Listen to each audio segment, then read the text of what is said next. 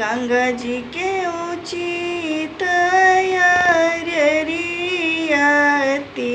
वैया एक वेलिती वैया एक ए गंगा जी अपनी लहरिया मोई के दिहती तो हम दासी मारऊ किया तोरा तिवई नैहर दुख किया तोरा ससुर दुख किया तोरा ससुर दुख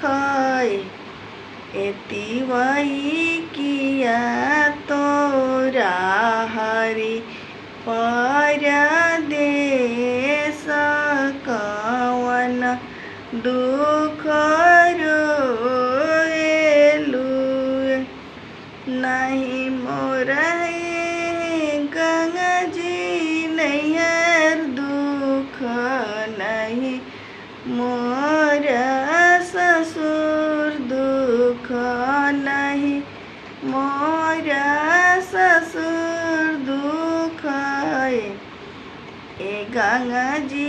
नहीं मोरा हरि परदेश कोखिया दुख रोवेनी सात बलक दैव दिहले त सातो छीनी लिहले त सातो छीनी लिहले त आठवा गर्भयावतारे त से हो ना भरोसिन ए गंगा जी अठावे गर्भ